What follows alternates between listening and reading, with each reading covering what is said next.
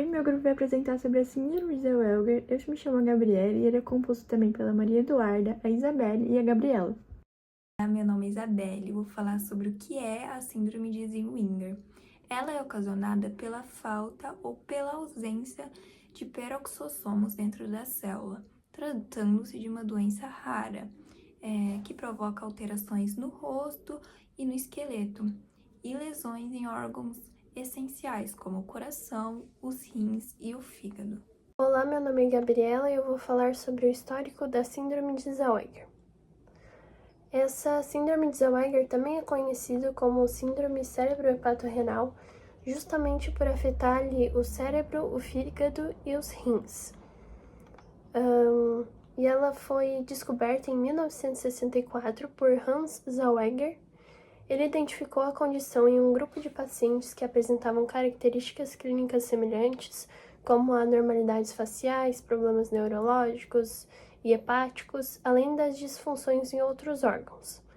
E desde a sua descoberta, a síndrome de Zellweger tem sido objeto de estudos que buscam entender melhor as suas causas, as manifestações clínicas e opções de tratamento, já que essa doença não tem cura. Então, esse manejo dos sintomas e o suporte multidisciplinar são fundamentais para melhorar a qualidade de vida desses pacientes afetados, né? E as causas dessa doença são as mutações no gene PX1E, a deficiência de peroxissomos funcionais das células, isso causa uma perturbação da função celular ali.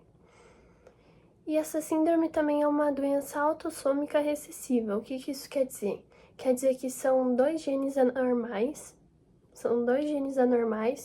e é um herdado do pai e o outro herdado da mãe. Então é isso que causa essa síndrome.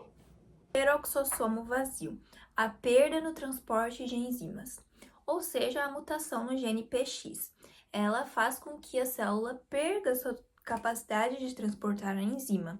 Um exemplo, a catalase. Se a catalase não entrou no peroxossomo, ela vai ficar solta no citosol, que é a parte líquida que preenche o citoplasma.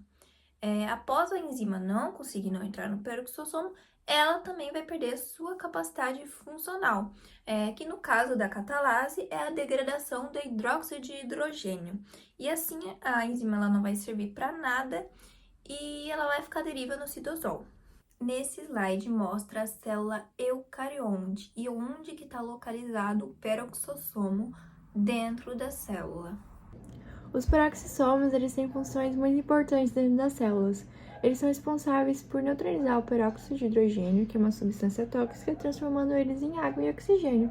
Eles também participam da oxidação de ácidos graxos, especialmente os de cadeia muito longa, que são usados como fonte de energia.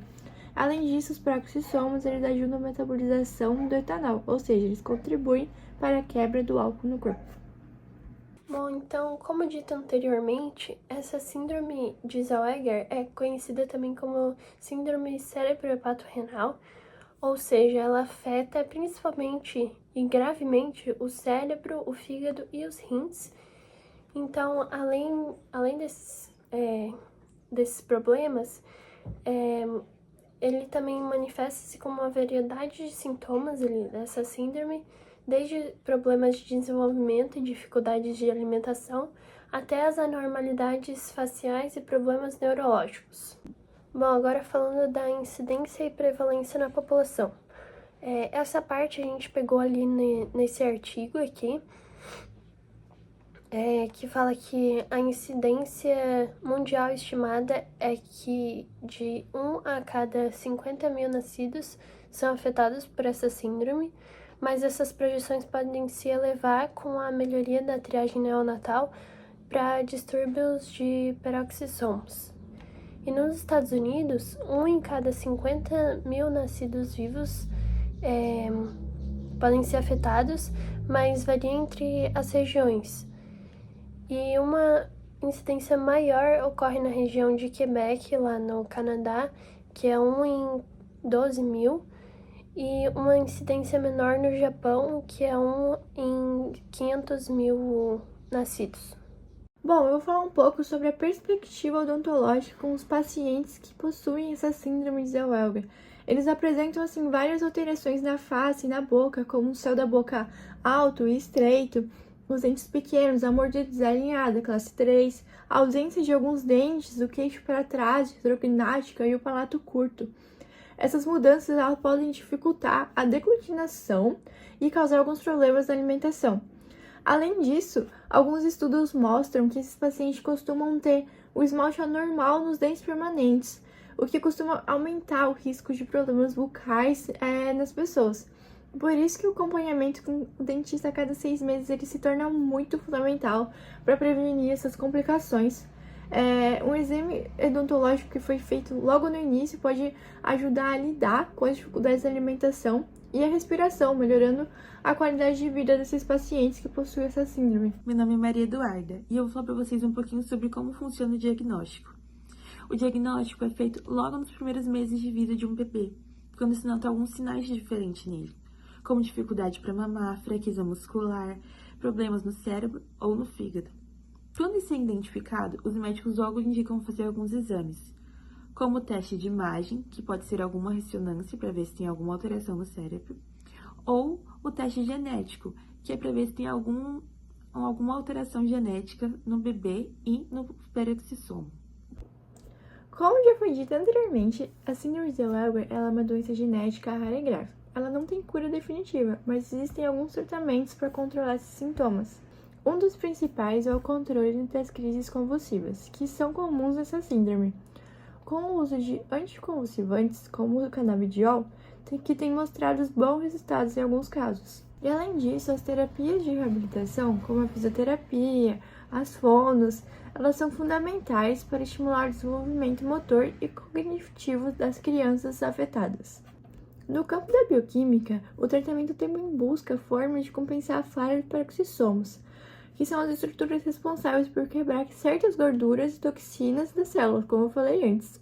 Por isso, os estudos vêm investigando o uso de enzimas específicas ou outros recursos bioquímicos que ajudem a melhorar esse metabolismo celular e reduzir o acúmulo de substâncias tóxicas no corpo. Muitos pacientes também precisam do suporte nutricional, como alimentação por sonda, para garantir aquele crescimento adequado. E todos esses cuidados têm como objetivo melhorar a qualidade de vida e aliviar os sintomas das doenças. Eu vou falar um pouquinho sobre a prevalência expectativa. A prevalência é bem baixa, cerca de 1 a 50 mil nascidos vivos, e a expectativa, infelizmente, também, há apenas alguns meses e alguns anos, logo após o diagnóstico. Acontece que mesmo com o diagnóstico precoce, é uma síndrome sem cura, e apenas o tratamento não consegue ajudar. Mas o tratamento acaba sendo um suporte para os meses e anos de vida, tanto do bebê quanto da família. Muito obrigada, e agora fica com as nossas referências. Esse foi o nosso trabalho. Muito obrigada pela atenção e como a Duda comentou, aqui vão ficar nossas referências.